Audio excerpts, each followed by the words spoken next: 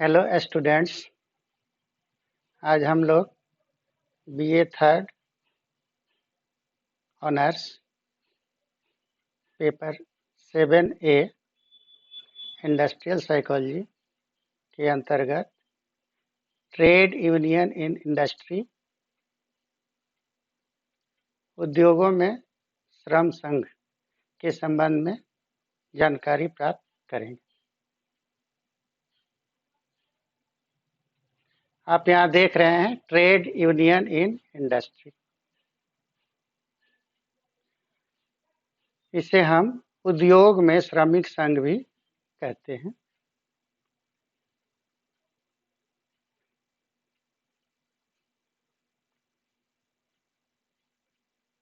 Introduction. प्रश्न उठता है कि ट्रेड यूनियन या श्रमिक संघ कहते किसको है। इसे परिभाषित करने के लिए विभिन्न विद्वानों ने प्रयास किया, जिनमें एक बहुत ही महत्वपूर्ण परिभाषा यह है कि a trade union is an organisation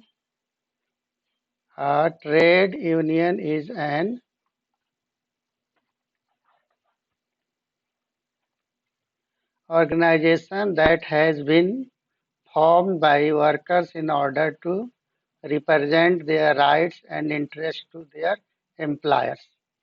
यहाँ हम देख रहे हैं कि ट्रेड यूनियन एक ऑर्गेनाइजेशन है, एक संगठन है, जिसकी स्थापना इसलिए की जाती है ताकि जितने श्रमिक हों, वर्कर्स हों या कामगार हों, उनके अधिकार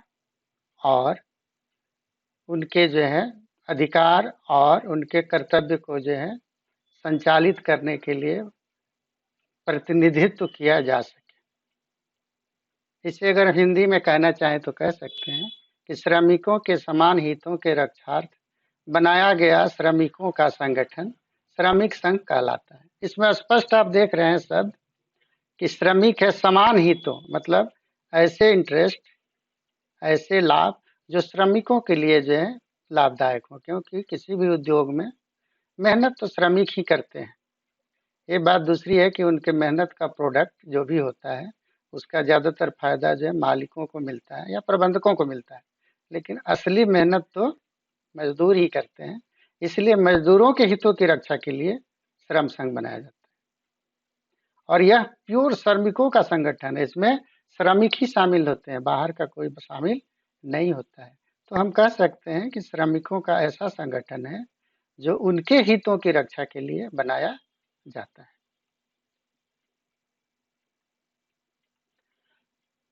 दूसरे शब्दों में हम कह सकते हैं कि trade unions are association of workers form to represent their interest and improve their pay and working condition. श्रमिकों के हितों की रक्षा का संबंध उनके वेतन या मानदेय या जो भी मजदूरी होती है उसमें इम्प्रूव करने के लिए और कार्य परिस्थितियाँ, क्योंकि जिन परिस्थितियों में वे कार्य करते हैं वह सुटेबल होना चाहिए, फेवरेबल होना चाहिए, उनके पक्ष में होना चाहिए, ताकि वे निश्चिंत होकर अपना कार्य कर सके। तो ट्रेड यूनियन उनके हितों की रक्षा दो रूपों में करता है। एक, उनके वेतनमान में संवर्धन करने की कोशिश करता है, और दूसरा, जिन परिस्थितियों में वे कार्य करते हैं उसको परिमार्जित करने का प्रयास करता है। इसी को दूसरे शब्दों में परिभाषित किया गया है कि श्रमिक संघ कामगारों का ऐसा संगठन है जिसकी स्थापना उनके हितों की रक्षा तथा मजदूरी एवं कार्य परिस्थितियों के संवर्धन हेतु प्रतिनिधित्व करने के लिए किया जाता है।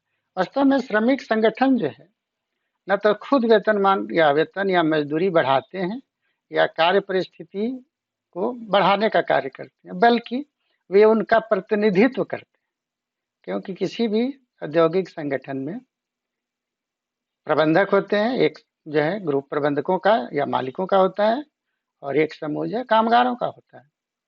तो श्रमिक संगठन जो होते हैं कामगारों और प्रबंधक या मालिकों के बीच सेतु का काम करते हैं, वे ब्रिज के रूप में, और मजदूरों का प्रतिनिधित्व करते हैं, रिप्रेजेंटेटिव होते हैं। वे सच्चे अर्थों में मजदूरों का प्रतिनिधित्व करते हैं और उनके हितों की रक्षा के लिए प्रबंधकों से या मालिकों से मध्यस्थता का जो है काम करते हैं और इनकी बातों को उनके सामने रखते हैं और उसे पूरा कराने का प्रयास करते हैं। तो हम कह सकते हैं कि श्रमिक संगठन मजदूरों और प्रबंधक या मालिकों के बीच सेतु का काम करते हैं और दोनों के हितों की रक्षा करते हैं। ऐसा नहीं है कि श्रमिकों के हितों के आधार पर वे मालिकों की रक्षा जो है नहीं करते हैं, उन्हें अधिक से अधिक हानि पहुंचाने का प्रयास करते हैं, ऐसी बात नहीं है।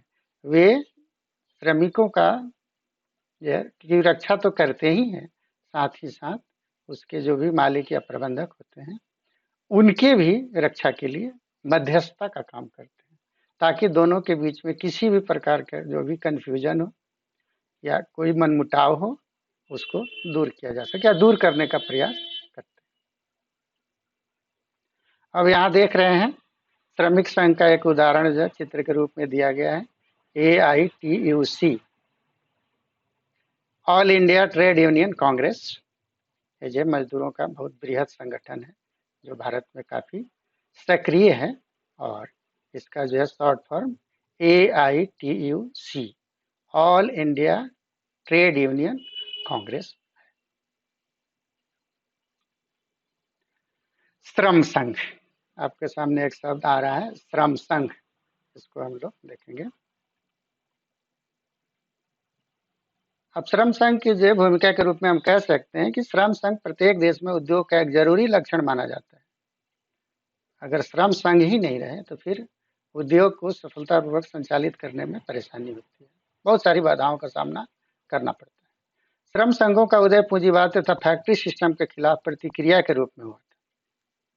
पूंजीवाद एक व्यवस्था रही है पूरे विश्व में और फैक्ट्री सिस्टम मतलब कारखानों में जो है सामान या उपयोगी सामान का उत्पादन, तो ये जो है सदियों से यह दुनिया में विद्यमान रहा है, जिसके खिलाफ श्रम संघों का उदय हुआ है।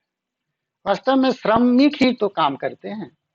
पूंजीवाद में अगर किसी व्यक्ति को बहुत ज्यादा फायदा होता है, उसके पीछे श्रमिकों का श्रम रहता है, उनकी मेहनत रहती है। और फैक्ट्री में भी मशीन चाहे जितना भी हो, लेकिन उसे संचालित करने वाले वर्कर्स ही होते हैं, श्रमिक ही होते हैं। तो इन दोनों के प्रतिक्रिया के फलस्वरूप ही श्रम संघों का उदय हुआ था, क्योंकि जब पूंजीवाद और फैक्ट्री सिस्टम अपने चरम पर था, उस समय मजदूरों का बहुत शोषण होता था। मजदूरों के पास वह ताकत नहीं होती थी कि वे पूंजीवाद का प्रत्यक्ष या फैक्ट्री सिस्टम का प्रत्यक्ष रूप से विरोध कर सके। इसलिए पूंजीवादी लोग या फैक्ट्री मालिक लोग जिस तरह से चाहते थे श्रमिकों का शोषण करते थे और श्रमिकों का शोषण कम वेतन देकर और ऐसी परिस्थिति में काम कराते थे जो उनके लिए उपयोगी नहीं था। तो इसी के विरोध में जो श्रम संघों का उदय हुआ, श्रमिक संगठित हुए, उन्होंने अपना प्रतिनिधित्व चुना और यह प्रतिनिधित्व उनके हितों की रक्षा के लिए आगे आया, जिसे श्रम संघ के रूप में जाना जाता है। औद्योगिकरण की जो प्रारंभिक अवस्था थी उसमें श्रमिक और नियोक्ताओं के हाथों की कठपुतली थी। मतलब जो भी श्रमिक थे, काम करने वाले मजदूर थे, वे मालिकों के अधीन थे, वे मालिकों के विरुद्ध कुछ भी कर नहीं सकते थे, क्योंकि उनकी सुरक्षा के लिए कोई नियम ही नहीं था। मालिक जैसा चाहते थे वैसा श्रमिकों से काम लेते थे, इच्छा हुई मजदूरी दिए, इच्छा हुई नहीं मजदूरी दिए, श्रमिक कुछ कर नहीं पाते थे, क्योंकि उनकी रक्षा के लिए कोई संवैधानिक नियम था ही नहीं।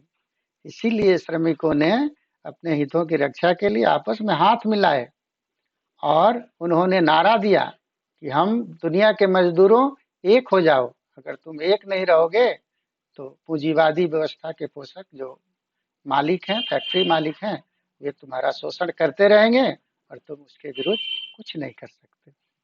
इसी बात को ध्यान में रखते हुए मजदूरों ने एकता के सूत्र में अपने आप को बांधा और परिणाम स्वरूप श्रम संघों का उदय हुआ। अब प्रश्न उठता है कि श्रम संघ कहते किसको हैं? श्रम संघ को विभिन्न व्यक्तियों द्वारा विभिन्न रूप में परिभाषित किया गया है। सब विद्वानों का अपना अपना मत है। कुछ विद्वानों का कथन है कि ये केवल कर्मचारियों का संगठन है। ऐसे कर्मचारियों का संगठन है जो उद्योग में किसी न किसी प्रकार के व्यवसाय में लगे हुए हैं और मजदूरी पर आश्रित है। मतलब वे या तो फैक्ट्री में काम करते हैं या किसी अस्थायी व्यवसाय में काम करते हैं और मजदूरी पर आश्रित हैं, उसके बदले उन्हें मजदूरी का भुगतान किया जाता है। अगर मजदूरी का भुगतान नहीं किया जाता है तब वे श्रम संगठन के या श्रम संघ के दायरे में नहीं आते। इसलिए श्रम संघ के दायरे में आने के लिए मजदूरी पर आश्रित होना मजदूरों के लिए पहली आवश्यकता है। मजदूरों की रक्षा के लिए पूरे विश्व में इंटरनेशनल लेबर ऑर्गेनाइजेशन या अंतर्राष्ट्रीय श्रम संगठन है। मई दिवस मनाया जाता है 1 मई को, पूरे मजदूरों के जो है समर्थन के लिए, उनकी भावनाओं को आदर प्रदान करने के लिए पूरे विश्व में मई दिवस मनाया जाता है। क्योंकि यह सच्चाई है कि संसार के जितने मजदूर हैं असली उत्पादक वही है, उन्हीं का श्रम, उन्हीं की मेहनत उत्पादकता में परिवर्तित होकर और उपयोगी सामानों का सृजन करती है। ये सारे उपयोगी सामान हमारे दैनिक जीवन में प्रयोग किए जाते हैं। इसलिए मजदूरों के समर्थन में, मजदूरों के सम्मान में प्रत्येक साल 1 मई को मई दिवस मनाया जाता है और इस दिन जो है सारे मजदूरों को सम्मानित करने का प्रयास किया जाता है। एक आप चित्र देख रहे हैं मई दिवस का एक चित्र। विभिन्न विद्वानों में एक रूपता नहीं होने के बावजूद भी सारे विद्वान इस बात पर जरूर सहमत हैं कि सभी श्रम संघ अपने सदस्यों के हितों की रक्षा करने के लिए बनाए जाते हैं। मतलब पहला ही शर्त होती है कि जितने श्रमिक संगठन होते हैं या श्रम संघ होते हैं वे मजदूरों की रक्षा के लिए किए जाते हैं। उस श्रम संघ में शामिल जितने सदस्य होते हैं उनकी रक्षा के लिए, उनके हितों की रक्षा के लिए बनाए जाते हैं। उनकी सौदेबाजी की क्षमता में वृद्धि करते हैं। सौदेबाजी जो है प्रबंधकों और मजदूरों के बीच में एक समझौता होता है, बार्गेनिंग बोलते हैं, कलेक्टिव बार्गेनिंग की जाती है। औद्योगिक संस्थानों में जब मजदूरी तय की जाती है तो श्रमिक संगठनों के प्रतिनिधित्व या श्रम संघ के पदाधिकारी रहते हैं और प्रबंधक के प्रतिनिधित्व होते हैं जो मालिकों का प्रतिनिधित्व करते हैं, जो फैक्ट्री के ऑनर होते हैं या मालिक होते हैं। तो उनके बीच में एक जो है कलेक्टिव बार्गेनिंग होती है, एक समझौता होता है जिस पर दोनों सहमत होते हैं। क्योंकि यह सत्य है कि मजदूर चाहते हैं कि मुझे अधिक से अधिक मजदूरी मिले, कम से कम काम करना पड़े। इसके विपरीत मकान मालिक नहीं, इसके विपरीत जो फैक्ट्री मालिक होते हैं वे चाहते हैं कि कम से कम मजदूरी देना पड़े और अधिक से अधिक काम लिया जा सके। दोनों के बीच का एक रास्ता निकालने के लिए जो है श्रमिक संगठनों के पदाधिकारी और प्रबंधक या मालिकों के पदाधिकारी लोग मिल बैठकर आपस में समझौता करते हैं और उस पॉइंट पर दोनों सहमत होते हैं कि मजदूरी क्या होनी चाहिए और कार्य परिस्थिति कैसी होनी चाहिए। इसी को जो है सामूहिक सौदेबाजी के रूप में जाना जाता है। तो श्रम संघ जो है प्रबंधक और कामगारों के बीच में सामूहिक सौदेबाजी करते हैं कि कम से कम कितनी मजदूरी दी जा सके ताकि श्रमिकों का पालन पोषण हो सके, उनके दैनिक जीवन की आवश्यकताओं की पूर्ति की जा सके ताकि वे पूर्ण मनोयोग से अपना कार्य कर सकें। और तो श्रम संघ जो है दोनों के बीच में सामूहिक सौदेबाजी की क्षमता में वृद्धि करते हैं। ये ऐसा प्लेटफॉर्म पर जो है अपनी बातों को रखते हैं ताकि मालिक जो है कम से कम मजदूरों का अवशोषण कर सके। प्रबंधकीय एकाधिकार समाप्त करते हैं। किसी भी उद्योग में एक प्रबंधक का ग्रुप होता है और एक श्रमिक कामगारों का ग्रुप होता है और हालांकि दोनों मिलकर ही उद्योग संस्था को चलाते हैं, लेकिन सच्चाई यह है कि जितने प्रबंधक होते हैं वे फैक्ट्री मालिक के प्रतिनिधि होते हैं और उनका एक अधिकार होता है, वे जैसे चाहते हैं वैसे मजदूरों से काम लेते हैं। लेकिन मजदूरों का संघ जब स्ट्रांग होता है, मजबूत होता है, तब प्रबंधकीय एक अधिकार को समाप्त करता है, उनके मोनोपोली को खत्म कर देता है।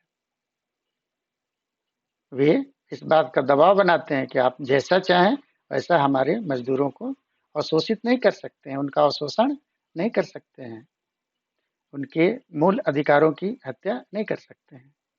तो प्रबंधकों का जो एकाधिकार होता है, जो मोनोपोली होती है, उसको कम करने का प्रयास करते हैं। श्रमिक और नियोक्ताओं के मध्य संबंध सुधारने में सहायक होते हैं। स्वाभाविक है कि कोई भी उद्योग सिर्फ प्रबंधक से या सिर्फ मजदूर से नहीं चल सकता है। ये जो है दोनों एक गाड़ी के पहिए के समान होते हैं और दोनों मिलजुल कर ही उत्पादकता को या प्रोडक्टिविटी को बढ़ा सकते हैं। तो श्रमिक और नियोक्ता के मध्य संबंध अच्छे रहना चाहिए, क्योंकि हम परिवार में देखते हैं कि अगर आपस में सदस्यों में आपस में मनमुटाव हो तो परिवार में जो हमेशा कलह होता है। परिवार जिस उद्देश्य की पूर्ति के लिए चाहता है उसकी पूर्ति नहीं कर पाता है। तो यह बात जो है उद्योगों में भी लागू होती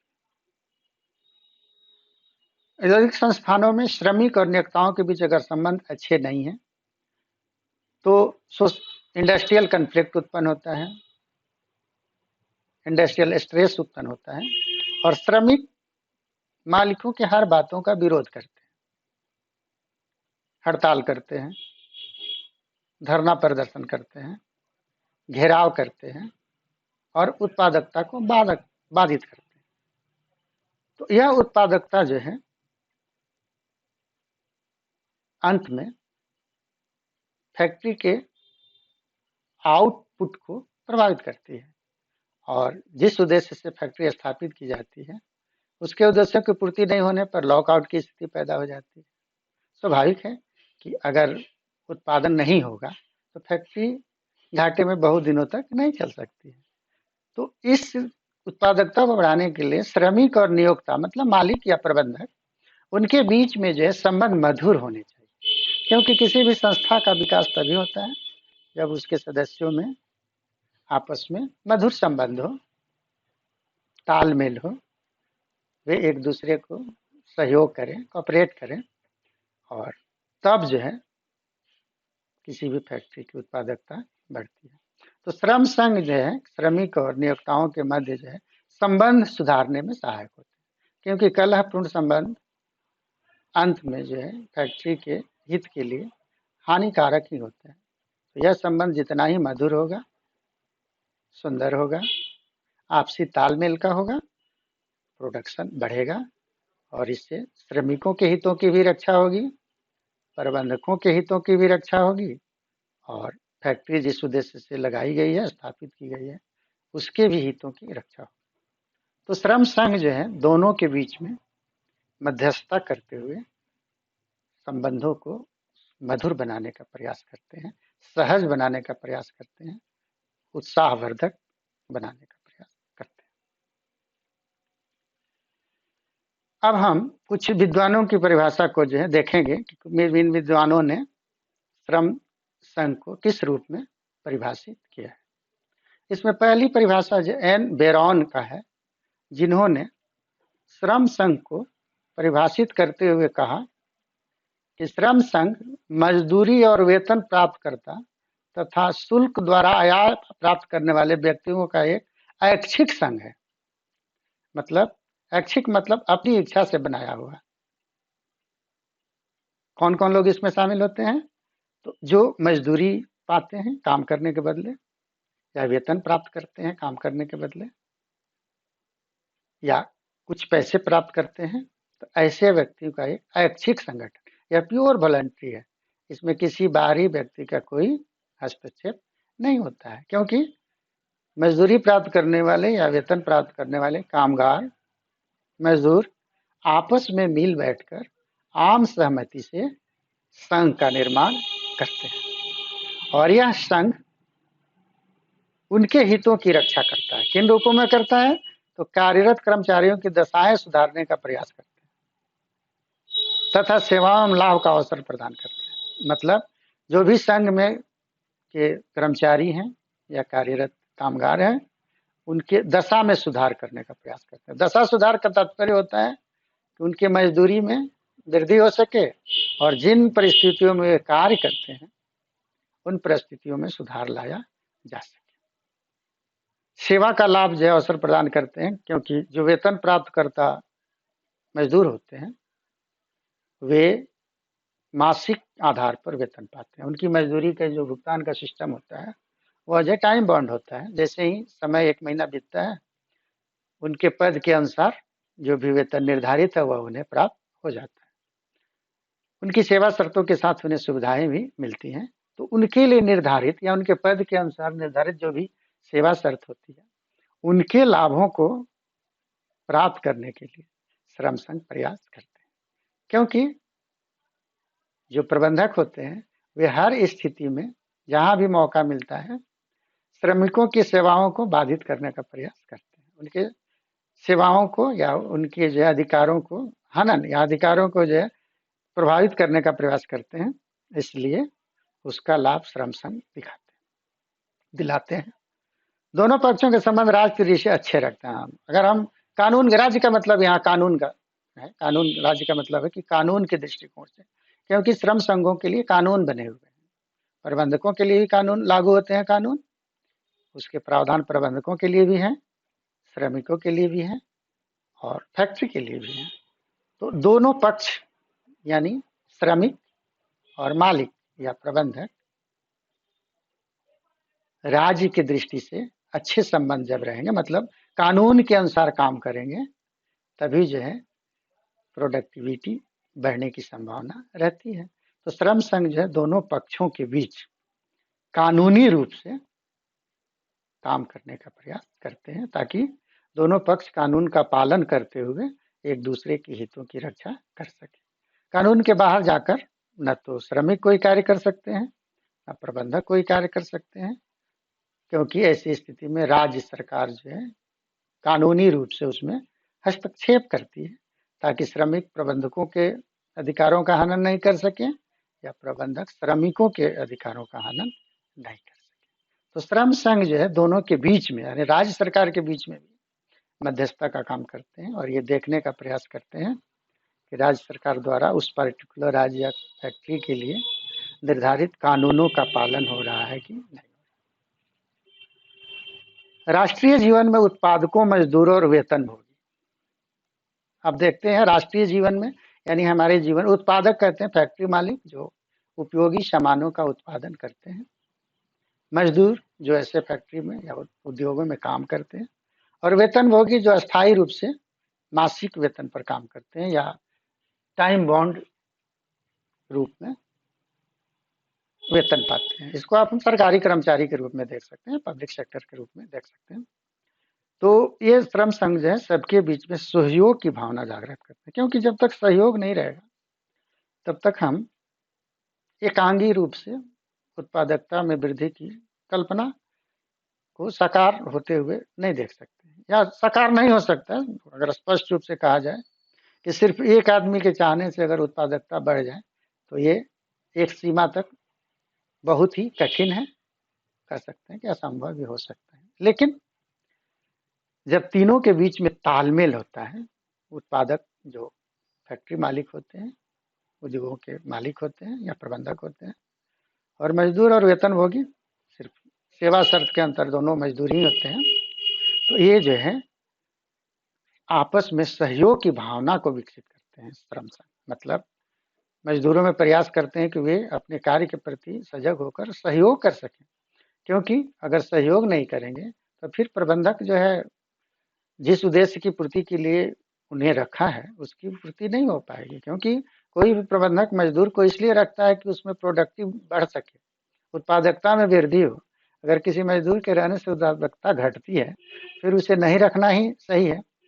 तो श्रम संघ जो है मजदूरों में सहयोग की भावना का विकास करते हैं, जागृत करते हैं कि जहाँ जरूरत हो सके या जब भी वे काम करें अपने समय की अवधि में वे अपने कार्य के प्रति सहयोग करें, कार्य को लगन से करें, मन से करें, इच्छा से करें, प्रेरणात्मक स्रोत के अनुसार करें, उत्साहित होकर करें, उमंगित होकर करें।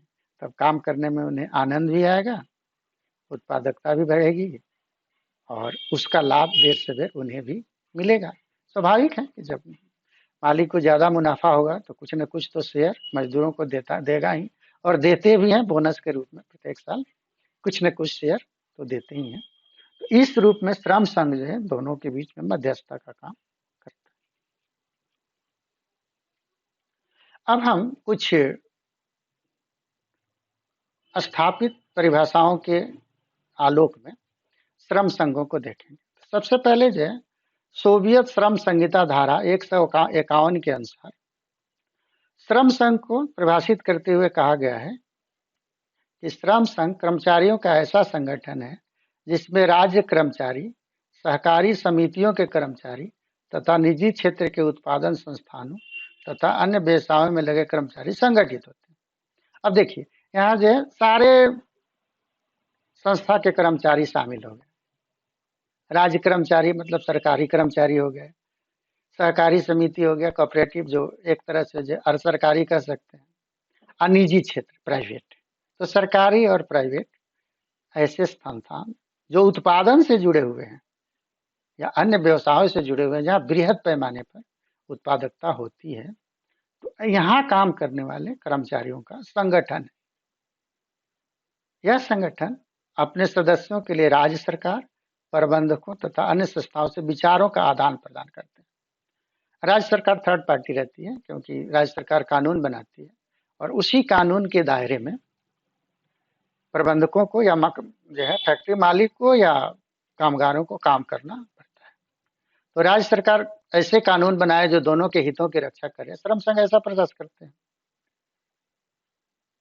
प्रबंधकों के लिए भी वैसा कानून बनाए ताकि वे कामगारों का शोषण नहीं कर सके और कामगारों की रक्षा के लिए ऐसा कानून बनाए जो प्रबंधकों के जो है आदेशों की अवहेलना नहीं कर सके, हड़ताल नहीं कर सके, अपने कर्तव्यों का पालन कर सके।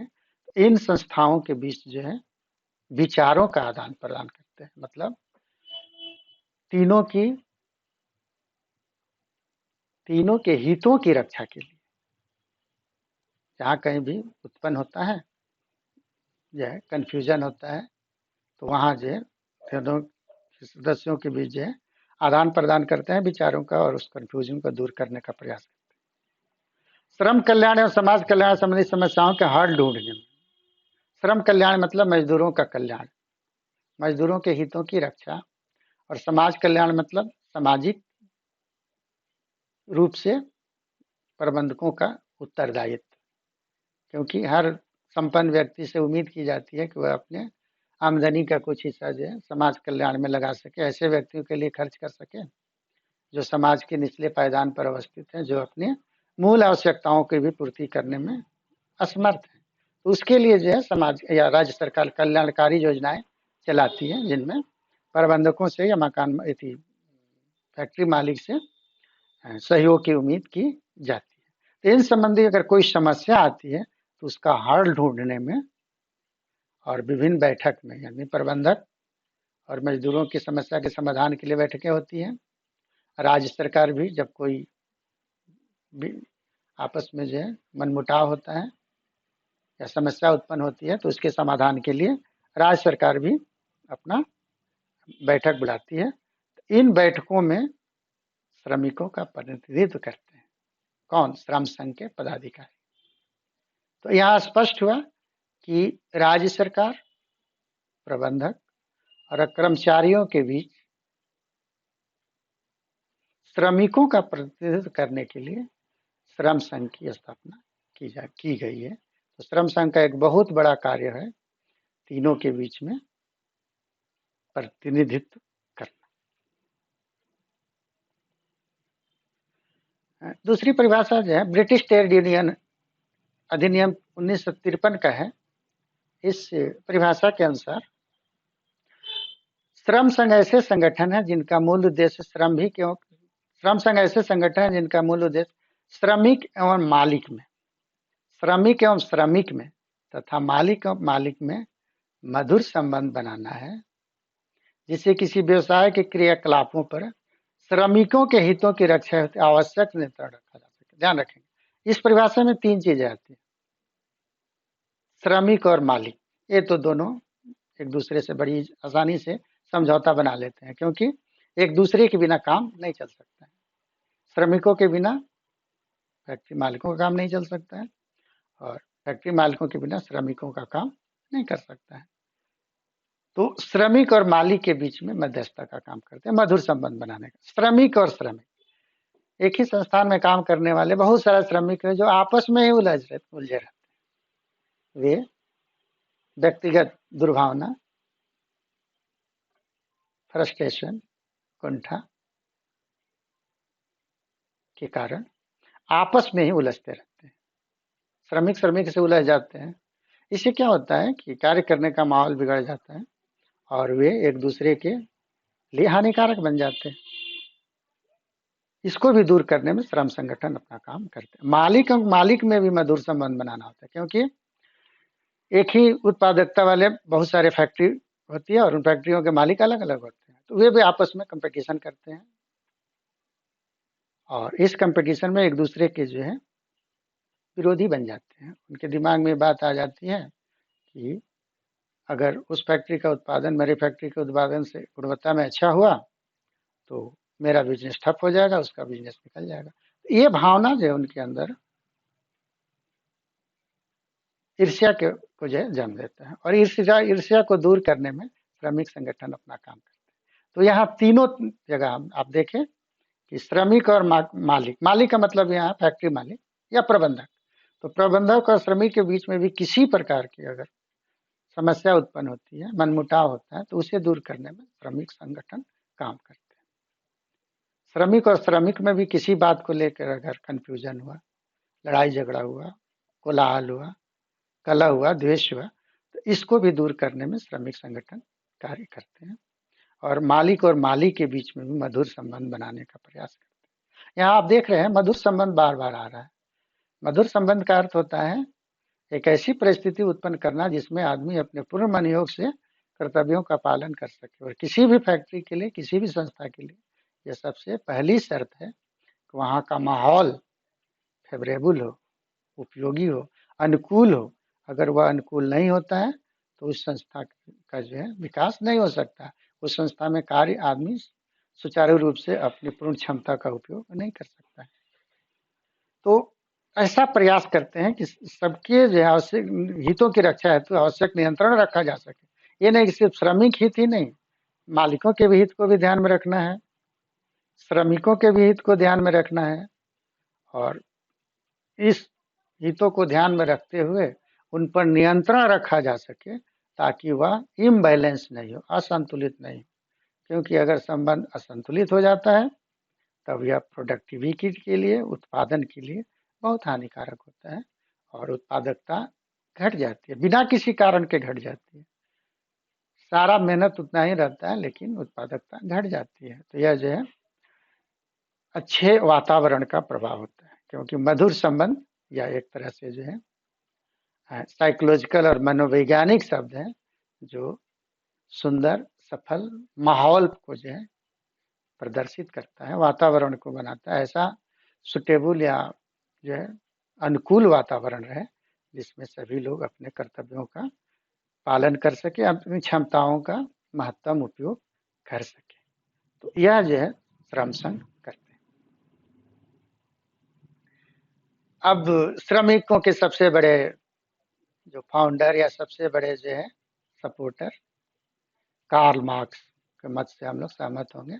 आप लोग जानते हैं कि कार्ल मार्क्स दुनिया के पहले ऐसे प्रणेता थे जिन्होंने मजदूरों के लिए काम किया।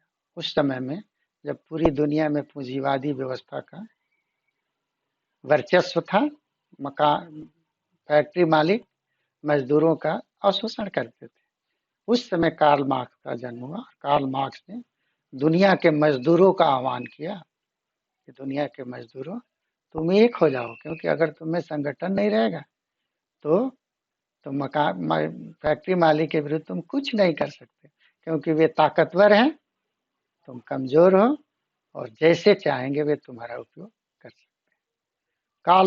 कार्ल मार्क्स दुनिया को संदेश दिया और उसके आधार पर जो है श्रम संगठनों की स्थापना हुई। कार्ल मार्क्स के समय या उनके पहले दुनिया के मजदूरों की स्थिति गुलाम जैसी थी, स्लेव। गुलाम का अर्थ होता है कि काम करना है, मजदूरी नहीं मिलेगी। फैक्ट्री मालिक जैसे चाहेगा आपसे काम लेगा, जितना चाहेगा काम लेगा, बदले में कुछ नहीं देगा। खाना कपड़ा दे दिया वही बहुत है, और खाना कपड़ा भी ऐसा जिसे हम आज के समय में न खाने लायक खाना कह सकते हैं, न पहनने लायक कपड़ा कह सकते हैं। तब कार्ल मार्क्स ने मजदूरों का आह्वान किया कि आप एक हो जाओ, तभी जो है दुनिया में फैक्ट्री मालिक के विरुद्ध तुम्हारी बातों का प्रभाव पड़ेगा, वरना तुम्हारा कोई अस्तित्व नहीं रहेगा। स्लेव के स्लेव ही रह जाओगे, गुलाम के गुलाम ही रह जाओगे। जो मजदूर पूरे जीवन भर काम करते थे फैक्ट्री में, उनको इतना भी पैसा नहीं मिल सकता था कि अपने बाल बच्चों का पालन पोषण कर सके। उनके मरने के बाद उनके बच्चे फिर उसी फैक्ट्री में गुलाम की जिंदगी गुजारते थे।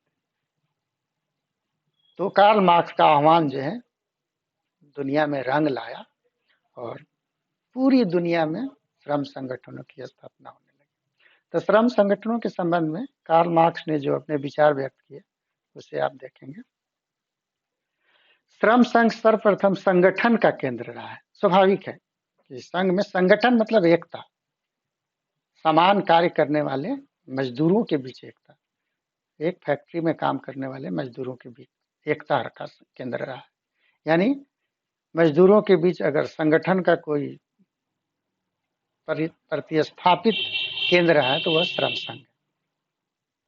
इसमें कार्यकर्ताओं को एकत्रित करने की शक्ति है। निश्चित रूप से श्रम संघ के जितने अधिकारी होते हैं वे जैसा आह्वान करते हैं उसके सदस्य उस बात को मानने के लिए तैयार होते हैं। हम आज के भी डेट में देखते हैं कि अगर कोई संघ हड़ताल का आह्वान करता है तो उसके जो भी सदस्य होते हैं वे उसे मानने के लिए बाध्य होते हैं, क्योंकि अगर उसने लिखित रूप से राज्य सरकार को या फैक्ट्री मालिक को या सूचना दे दी कि हम इस तारीख से हड़ताल पर जाएंगे, तो कोई अगर श्रमिक काम भी करना चाहे तो काम नहीं कर सकता है। तो इसमें हम कह सकते हैं कि संघ में कार्यकर्ताओं को एकत्रित करने की शक्ति होती है, अपूर्व शक्ति होती है। और श्रमिक संघों की इच्छा से स्वतः विकसित हुए हैं। श्रम संघ अपने से नहीं बनते हैं, श्रमिक ही मिलकर तो श्रम संघों को बनाते हैं, जिनका मूल उद्देश्य जो है उस समय में जब कार्ल मार्क्स का समय था उस समय जो है श्रम संघों का मूल उद्देश्य था उनके दासत्व की जो स्थिति थी उससे उनके जीवन को ऊपर उठाना था। अब सोचिए कि जीवन भर काम करते थे और खाने के लिए शुद्ध भोजन भी नहीं मिलता था, पहनने के लिए शुद्ध कपड़ा भी नहीं मिलता था और स्थिति दासों जैसी थी। तो ऐसे दासों के जीवन से छुटकारा दिलाने के लिए उस समय में श्रम संघों की स्थापना हुई थी और उस समय श्रम संघों ने दासता से मुक्ति दिलाई और उसका परिणाम है कि आज का मजदूर, आज का कामगार वह 14वीं शताब्दी या 16वीं शताब्दी का मजदूर नहीं है। वह अपने अधिकारों को जानता है, अपने कर्तव्यों को जानता है और उसके अनुकूल वह कार्य करना जानता है। तो दो स्तर से उन्होंने दासता के ऊपर से आह्वान किया कि दासता का जो जीवन है या दास का जो जीवन है उससे उनका स्तर ऊपर उठना चाहिए और उन्हें जो भी काम करने की दशा मिलनी चाहिए वह उपयुक्त होनी चाहिए, अनुबंध युक्त होनी चाहिए। अर्थात भर्ती के समय कामगारों के का जब नियोजन किया जाता है उस समय जो टर्म और कंडीशंस होते हैं उसके अनुसार मकान मालिकों, फैक्ट्री मालिकों को काम लेना होगा। इसको यह दशा उपलब्ध कराने के लिए श्रम संघों की स्थापना की गई और इसमें कार्ल मार्क्स का बहुत बड़ा योगदान रहा, जिन्होंने जीवन में खुशहाली भरने का प्रयास किया। ऐसे लोगों के जीवन में जो दिन रात मेहनत करके भी अपनी बेसिक आवश्यकताओं को पूर्ति नहीं कर पाते थे, भोजन के लिए तरसते थे, कपड़े के लिए तरसते थे, एक स्वस्थ जीवन के लिए तरसते थे, मेडिकल सुविधा के लिए तरसते थे। तो ऐसे लोगों के जीवन में सुधार के लिए श्रम संघों का आह्वान किया। तो यहाँ जो है श्रम संघ की महत्ता स्वतः आपके दिमाग में आ रही होगी कि श्रम संघ कितने उपयोगी हैं, जो मजदूरों की रक्षा के लिए, कामगारों के हितों की रक्षा के लिए कार्य करते हैं। अब जो है श्रम संघ जो है संशोधित अधिनियम 1982 के अनुसार हम देखेंगे 1982 में श्रम संघों का संशोधन किया गया और उस नियम के अनुसार श्रम संघों को परिभाषित करते हुए कहा गया कि श्रम संघ एक अस्थायी अथवा अस्थायी संगठन है। निश्चित रूप से जब फैक्ट्री की बात होती है तो अस्थायी संगठन हो जाता है, किसी ऐसे व्यवसाय से जुड़ा रहता है जिसके उस व्यवसाय में स्थायित्व तो नहीं हो, तो वो अस्थायी संगठन भी हो सकता है। जिसकी स्थापना श्रमिक तथा नियोक्ता, श्रमिक एवं श्रमिक तथा नियोक्ता और नियोक्ता से संबंध बनाने एवं किसी व्यवसाय के आचरण को नियंत्रण करने हेतु की जाती है। तो यहाँ फिर वही शब्द घूम फिर के आते हैं, श्रमिक और नियोक्ता मतलब फैक्ट्री मालिक और कामगार, श्रमिक और श्रमिक मतलब किसी फैक्ट्री में काम करने वाले सारे श्रमिकों का आपस में संबंध, नियोक्ता और नियोक्ता वही चीज है, मालिक भिन्न भिन्न फैक्ट्रियों के मालिक, तो उनके बीच में जो है मधुर संबंध बनाने के लिए श्रम संघों की स्थापना की गई। और ये किसी व्यवसाय के आचरण को भी नियंत्रित करने के लिए किया जाता है। व्यवसाय का आचरण का तात्पर्य होता है कि उस व्यवसाय में लगे हुए जितने लोग हैं वे अपने कर्तव्यों का पालन इस रूप में करें कि उस व्यवसाय की उन्नति हो सके, वह अपने लक्ष्यों की पूर्ति कर सके।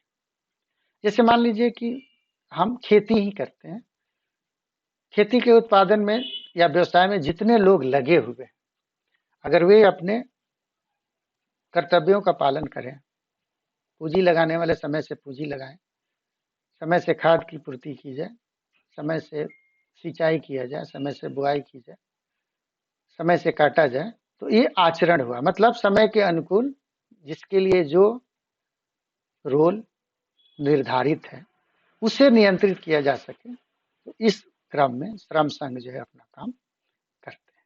उदाहरण के लिए अगर खेती बहुत अच्छी से हुई और श्रमिक जो उसको काटने के समय हड़ताल कर दिया, काटने ही नहीं दिया, तो सारा मेहनत जो है बर्बाद हो जाएगा और फसल जो उत्पादकता की श्रेणी में आई उसका जो है नष्ट हो जाना, सारे मेहनत को, सारी पूंजी को नष्ट कर देगा। तो इस पर नियंत्रण होना चाहिए कि उनका जो निर्धारित कर्तव्य है उसको नियंत्रित किया जा सके कि वे अपने कर्तव्यों का पालन करें। अब ध्यान रखेंगे कि इस श्रम संघों के अंतर्गत 2 या अधिक श्रम संघों के संगठन भी सम्मिलित किए जाते हैं, महासंघ बनता है। किसी फैक्ट्री में छोटे छोटे 2-4 संघ बन जाते हैं और उन संघों को मिलाकर एक महासंघ बनता है। तो श्रम संघों में कोई एक ही संघ नहीं रहता है बल्कि बहुत सारे श्रम शामिल हो जाते हैं। अब हमने बहुत सारी परिभाषाओं को देखा और इन परिभाषाओं के आधार पर हम कह सकते हैं कि भारतीय श्रम संघ अधिनियम के अंतर्गत दी गई परिभाषा ब्रिटिश श्रम संघ अधिनियम 1913 की परिभाषा का अनुकूली है। तो जो भारत के परिप्रेक्ष्य में, परिवेश में जो श्रम संघों की परिभाषा दी गई है वह ब्रिटिश श्रम संघ के अधिनियम के अनुकूल ही है। जो वहां है वो यहाँ है, जो श्रमिकों तथा नियोक्ताओं दोनों को अधिनियम के अंतर्गत संघ बनाने का। ध्यान रखेंगे सिर्फ कामगारों का ही संघ नहीं होता है, प्रबंधकों का भी संघ होता है। और प्रबंधकों का संघ कामगारों के संघ पर तो हमेशा जो हावी होने का प्रयास करता है, क्योंकि वे ताकतवर होते हैं कामगारों के संघ की तुलना में। तो दोनों को जो अधिनियम के अंतर्गत संघ बनाने का और पंजीयन कराने का अवसर प्रदान करता है।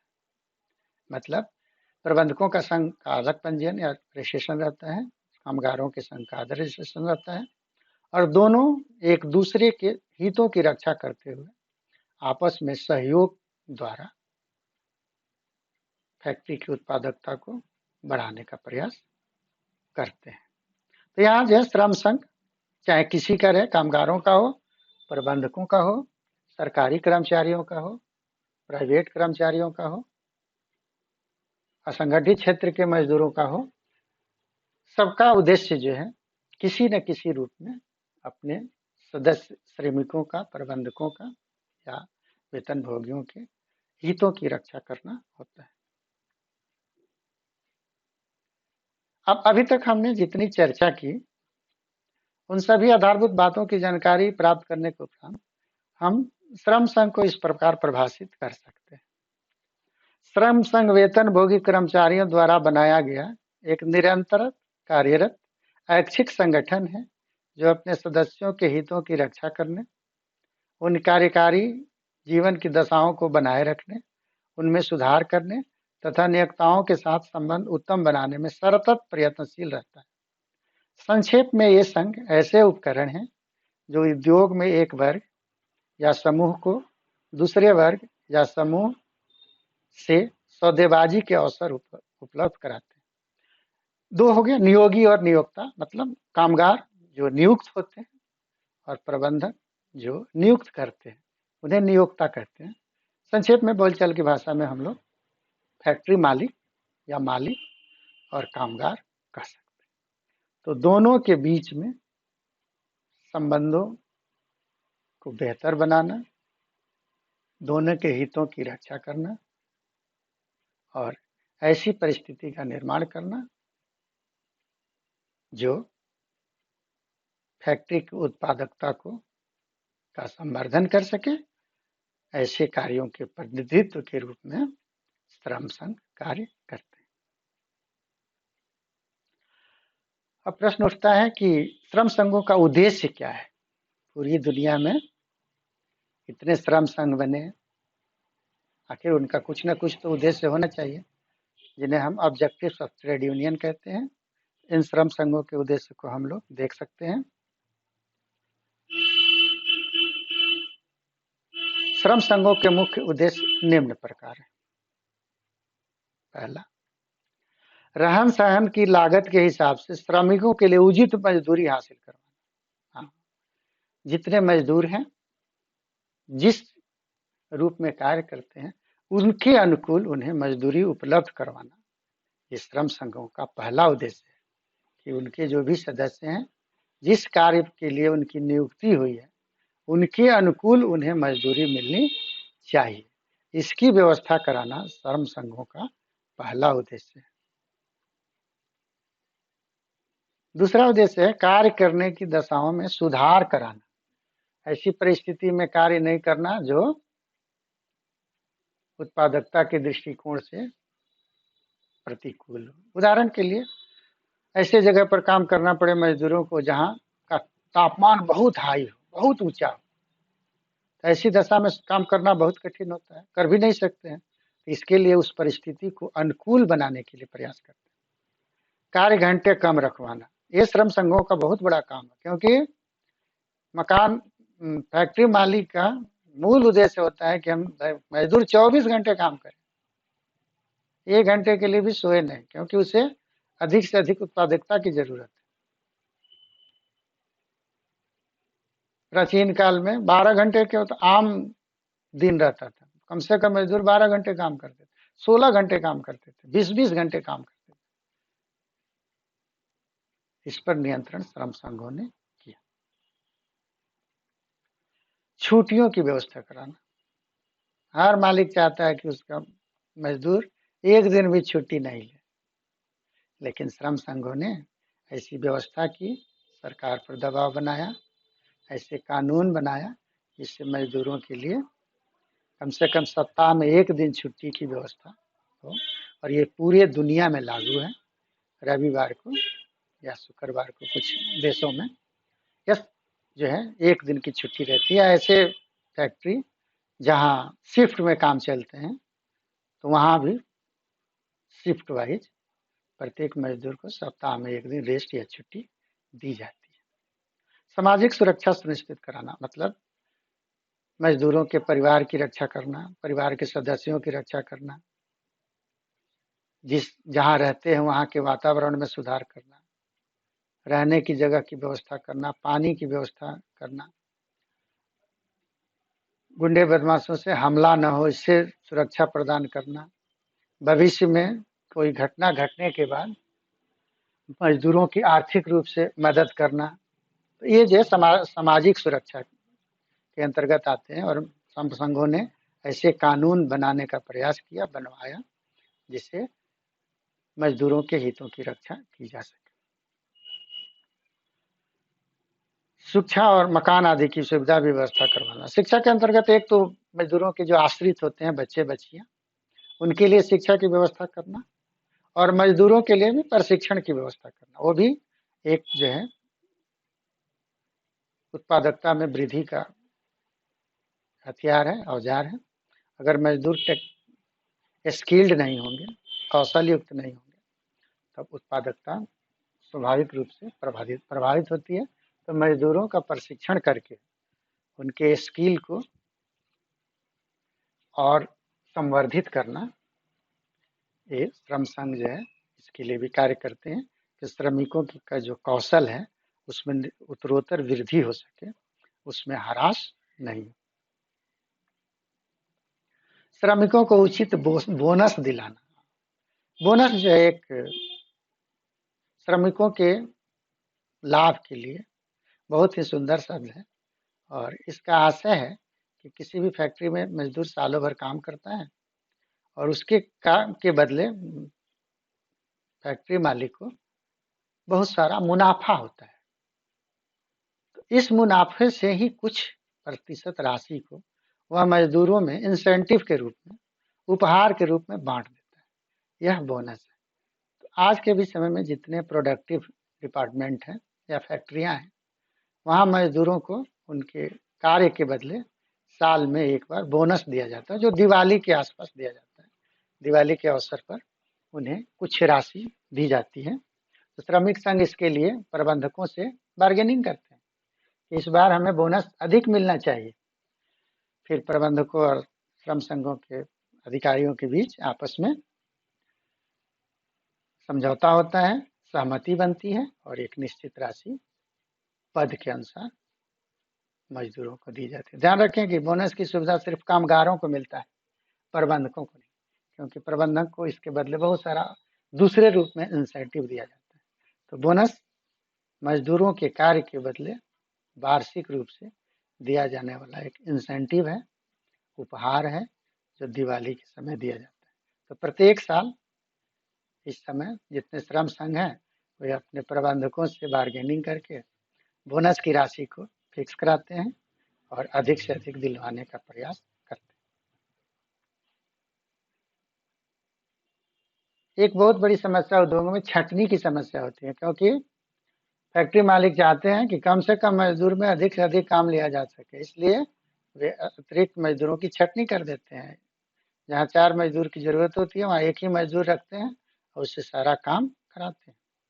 इस समस्या को दूर करने में श्रम संघ अपनी भूमिका निभाते हैं, ताकि अनावश्यक मकान फैक्ट्री मालिक मजदूरों को छांट नहीं सके, अपने कार्य से निकाल नहीं सके। और सबसे बड़ा औद्योगिक प्रजातंत्र सुनिश्चित कराना। प्रजातंत्र का अर्थ होता है सहभागिता।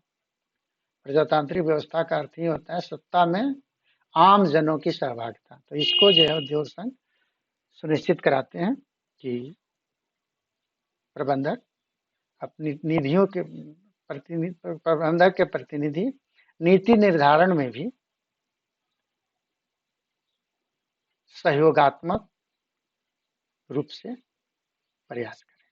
वे ऐसी व्यवस्था करें ताकि सबको भाग लेने का अवसर मिल सके। तो प्रजातंत्र सुनिश्चित कराने का भी कार्य या दायित्व श्रम संघ करते हैं। तो इस प्रकार आज हमने श्रम संघ, उसकी परिभाषा और उसके उद्देश्यों के बारे में संक्षिप्त में चर्चा की। धन्यवाद।